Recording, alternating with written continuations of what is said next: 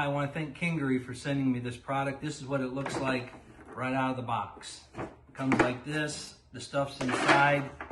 To build it, I'm going to build it, and then I'm going to show you why I needed it so bad. 3 pieces. Just like this. These go in the middle. Here's your screws. Here's your directions. You don't need any tools. Easy enough. Here's the holes right here. See, there's 2 of them on each side. All you have to do is put them together like this. Screw them together. So I've got one more on this side to do. I'll put it in there.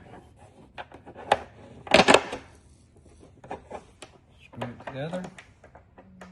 Okay, here's the, these are the compartmental little sponge areas. Compartmentalize the thing. You wouldn't have to use them if you don't, but they just, after you get them attached, they just slide right in there like that, and they stay pretty secure. And also, see how they've got these cutouts here? You could probably lay things in there that would hold these. Now on the front side, it only had 2 of these. On the back side, which is actually, on the back side it has 2. On the front side, it has 3. But they send you plenty, so put 1 in each hole and you'll be okay.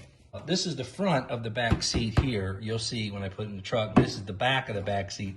And here's where you can put it in with the big screws that they send you, these, and you can make sure that it stays tight against the back of the cab there. Okay, here's my truck. It's an F-150 Lariat. It's a 26, and I got a 4-door because I wanted more room. And this is the situation. There's a lot of room in the back seats of these trucks, but underneath, stuff's under there. It's piled in.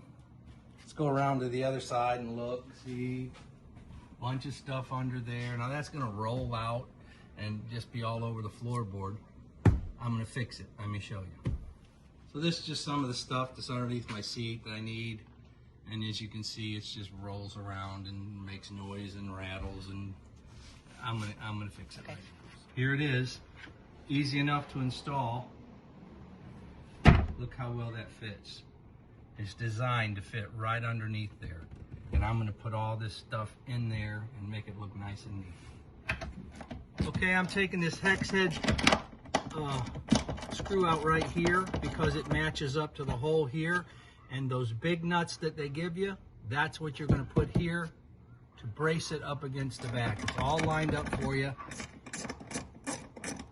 You just have to take this one out and put that one in.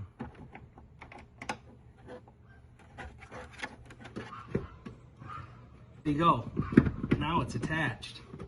And it is not going to move and slide out from underneath the seat or anything like that. So now I can take and put all my stuff in here, and it's going to fit nice and tight underneath the seat. Let me show you. It's not going to roll around. Look at that. Look at that. Looks factory. That was a great idea. I'm glad somebody thought of that.